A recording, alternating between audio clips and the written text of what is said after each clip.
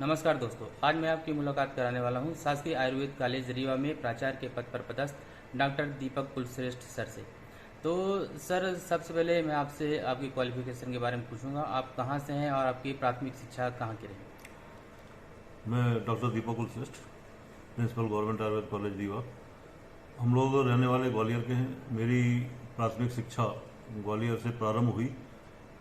पहली क्लास से चौथी क्लास तक मैं ग्वालियर में पढ़ा। उसके बाद पिताजी का सिलेक्शन या पिताजी की नौकरी भारत एल्यूमिनियम कंपनी कोरबा छत्तीसगढ़ में लगी, तो हम लोग कक्षा 5वीं से वहाँ चले गए। तो कक्षा 5वीं से कक्षा 11वीं तक गवर्नमेंट स्कूल में हम लोग वहाँ पढ़े। 11वीं के बाद में पुनः, उस समय कॉलेज की सुविधा या कोचिंग की सुविधा छत्तीसगढ़ में उतनी अच्छी नहीं थी, तो हम पुनः मैं अपने नेटिव स्थान ग्वालियर में आया। वहाँ मैंने साइंस कॉलेज में एडमिशन लिया फर्स्ट ईयर।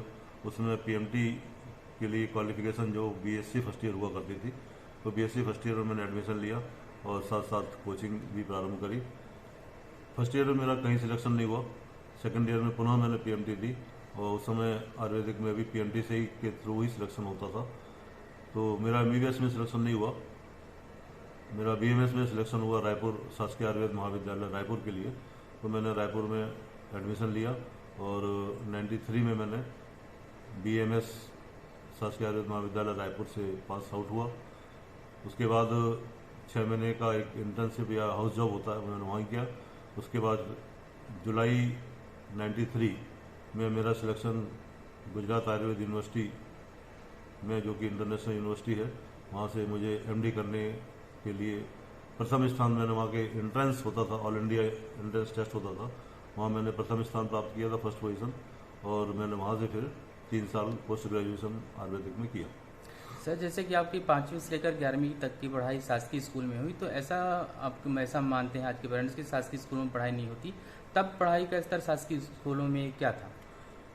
नहीं, आज की स्थिति मैं नहीं कह सकता, लेकिन उस समय शासकीय महाविद्यालय, शासकीय स्कूलों में और शासकीय कॉलेजेस में प्राइवेट स्कूलों से प्राइवेट कॉलेजों की अपेक्षा बहुत अच्छी पढ़ाई हुआ करती थी। और उस समय काफ़ी सिलेक्शंस, और आज भी मैं देखता हूँ कि शासकीय स्कूलों के बच्चों का ही सिलेक्शन कंपटीशन एग्जामिनेशन में होता है, ऐसा हम देखते हैं प्रैक्टिकली। प्राइवेट स्कूल जितने भी आप नाम ले लें, किसी का नाम लेना ठीक नहीं है, जी। तो उन स्कूलों के बच्चों का सिलेक्शन मैं देखता हूँ कि बहुत कम, या होता भी है तो बहुत नीचे की कैटेगरीज में होता है। और ऊपर के जो सिलेक्शन हो आज भी शासकीय स्कूलों या शासकीय महाविद्यालय से पास आउट होने हैं।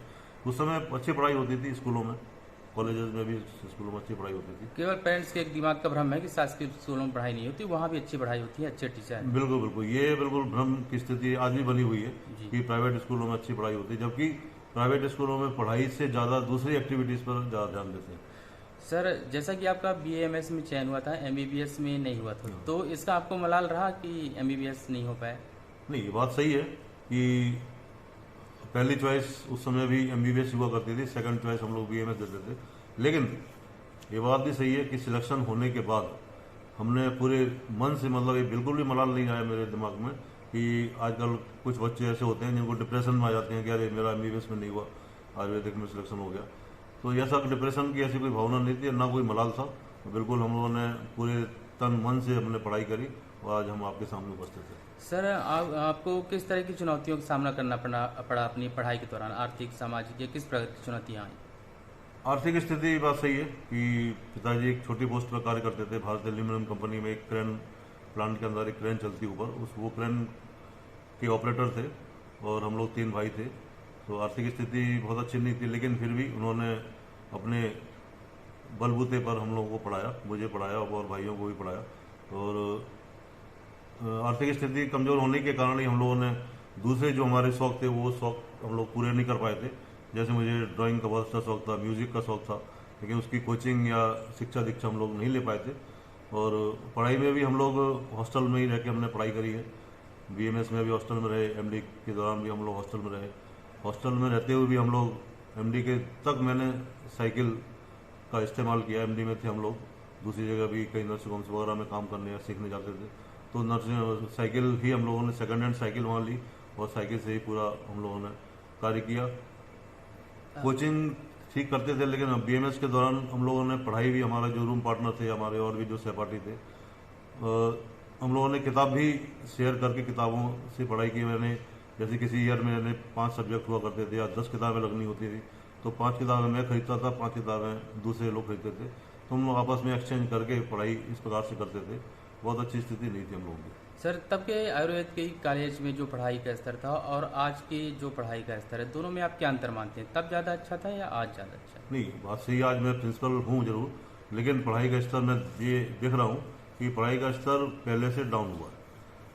पहले लगातार बहुत अच्छी पढ़ाई होती थी और अच्छा नॉलेज गेन करते थे। एक अच्छे डॉक्टर बनने के साथ साथ एक अच्छा नागरिक उस समय बनते थे, लेकिन आज हम देखते हैं कि पढ़ाई का स्तर डाउन हुआ। उसके विभिन्न कारण हो सकते हैं, उसके एक अलग विश्लेषण किया जा सकता है कि डाउन शिक्षा किस प्रकार से हुई है, शिक्षा का स्तर क्यों गिरा है, उसके ऊपर एक अलग विचार विमर्श किया जा सकता है। लेकिन हाँ, ये बात सही है कि आज मैं जो देखता हूँ कि पढ़ाई का स्तर आज पहले से गिरा है। सर आप आयुर्वेद का भविष्य क्या देखते हैं? हाँ, आयुर्वेद का भविष्य हमारे देखते देखते जब हम आयुर्वेद में आए थे लगभग 85-86 में आयुर्वेद के क्षेत्र से हम लोग जुड़े, BMS में एडमिशन लिया मैंने, और आज तक, तो उस समय से लेकर आज तक की स्थिति आयुर्वेदिक में काफ़ी बहुत परिवर्तन आया है। हमारे हॉस्पिटल्स में पहले, मैं रीवा की बात करूं, जब रीवा में 99 में मैं आया था तो हॉस्पिटल में मुश्किल से 20-25 मरीज OPD में आते थे। आज लगभग 150-200 मरीज हमारे पास OPD में आते हैं। यानी प्रचार प्रसार की कमी थी, तो आज प्रचार प्रसार अच्छा हो रहा है। और हमारी सरकारें भी, जो पहले सरकारें आयुर्वेद की ओर ध्यान नहीं देती थी, वर्तमान सरकार चाहे केंद्र सरकार हो चाहे राज्य सरकार हो, आयुर्वेद के प्रति जागरूकता पैदा करने के लिए बहुत काम कर रही है। अलग मंत्रालय का गठन हुआ है केंद्र स्तर पर भी और राज्य स्तर पर भी। तो अलग मंत्रालय के गठन होने के कारण भी आयुर्वेद को, जब तक किसी भी क्षेत्र को डेवलप करने के लिए जब तक राज्याश्रय प्राप्त नहीं होगा तब तक उसका विकास नहीं हो सकता। जब राज्याश्रय प्राप्त होता है तभी उसका विकास भी संभव है। ये आयुर्वेद जो है वो पहले से डेवलप था, लेकिन विदेशी आक्रांताओं की वजह से आयुर्वेद का पतन हुआ, और आयुर्वेद के पतन होने के कारण जो धीरे धीरे डाउन में चला गया, गर्त में चला गया। लेकिन अब वो जो उस समय की सरकारें, तत्कालीन सरकारों ने भी आयुर्वेद के उत्थान के लिए कोई विशेष कार्य नहीं किया था, लेकिन अब वर्तमान सरकारें आयुर्वेद के उत्थान के लिए बहुत कार्य कर रही हैं, जिसकी वजह से कि आज स्थिति बदली है। सर आयुर्वेद में प्रतियोगिता का स्तर बढ़ा है या नहीं बढ़ा है, क्या है? आयुर्वेद में एंट्री लेने के लिए, मतलब एडमिशन लेने के लिए बात सही है कि कंपटीशन तो बड़ा ही है कि वर्तमान में कंपटीशन की स्थिति, सीटें उतनी नहीं बढ़ी। हाँ, ये प्राइवेट कॉलेज पहले आयुर्वेद के नहीं हुआ करते थे, आज हम देखते हैं कि मध्य प्रदेश में लगभग 20-22 कॉलेज प्राइवेट के हो गए हैं। पहले सिर्फ शासकीय महाविद्यालय हुआ करते थे, और आज भी लगभग सभी कॉलेजेस खुल जा रहे हैं। जनसंख्या भी बढ़ी है, यानी पहले सीटें जैसे 500 सीट हुआ करती थी, तो 500 सीट के लिए 800, 900 या 1000 कंपटीशन या 1000 बच्चे आते थे, लेकिन आज सीटों की अपेक्षा कम से कम 20-25 गुना छात्र वहाँ पर रहते हैं, तो कंपटीशन तो बड़ा है और एडमिशन भी डिफिकल्ट हो गया। सर आयुर्वेद में शोध हो रहे हैं, नहीं हो रहे हैं, क्या है आप बताएं? हाँ, शोध की ओर जरूर विशेष रूप से सरकारें अभी उतना ध्यान नहीं दे पा रही हैं, और इसकी आवश्यकता है कि, और हमारे बीच में से ही लोग शोध करेंगे, शोध कर रहे हैं, लेकिन उतना अभी शोध अभी इस कार्य के ऊपर नहीं हो पा रहा है, लेकिन धीरे धीरे इसकी स्थिति भी बदलेगी। अगर आयुर्वेद में शोध किया जाए तो हो सकता है इसका और स्कोप बढ़े और लोगों के बीच में कुछ नॉलेज आए। बिल्कुल बिल्कुल, शोध की इसमें बहुत ही आवश्यकता है। हमारा केंद्र स्तर पर CCRS, central council for research in Ayurveda and सिद्धा, जो कि केंद्र सरकार का एक उद्यम है, वो इसके ऊपर कार्य करता है। जिस प्रकार से मेडिकल में भी होता है, ऐसे ही हमारे यहाँ भी CCRS बना हुआ है। ये भी पूरे भारत स्तर पर एक शोध का कार्य कराते हैं। ये भी, इसमें भी काफ़ी आमूलचूल परिवर्तन आए हैं। वो भी ग्राउंड स्तर पर शोध कार्य प्रारंभ किया उन्होंने, और हम लोग भी उसमें पूरी सहयोग करते हैं। सर आयुर्वेद में अगर आपको कुछ बदलाव करना हो, अच्छा बदलाव जो कि आपको लगता है नहीं ये सही नहीं है, तो आप क्या करना चाहेंगे? हम इसमें, और अभी भी मैं देखता हूँ कि प्रचार प्रसार की अभी भी उतना प्रचार प्रसार नहीं हुआ है। हम इसमें सबसे ज़्यादा कमी है प्रचार प्रसार की। बहुत सारे कार्य हमारे हॉस्पिटल्स में होते हैं, हमारे हॉस्पिटल में ही वर्तमान में रीवा के अंदर हो रहे हैं, लेकिन हमारे पड़ोस में ही, पड़ोस की कॉलोनी, पड़ोस के मोहल्ले के लोगों को ही नहीं मालूम रहता है। तो ये कमी हम अपनी मानते हैं कि हम लोगों के बीच नहीं जा पा रहे हैं। तो इसके ऊपर मेरा पूरा हमेशा जोर रहता है कि हम लोगों के बीच जाएं, लोगों को हम अपनी विशेषताओं को बताएं, हमारे यहाँ क्या क्या कार्य हो रहे हैं इसके ऊपर भी जानकारी दें। तो ये आवश्यकता इसी बात की है कि प्रचार प्रसार हम करें, और प्रचार प्रसार के बाद ही लोग हमारे पास आएंगे और फिर हम उनको अच्छी सेवाएं दे पाएंगे। धन्यवाद।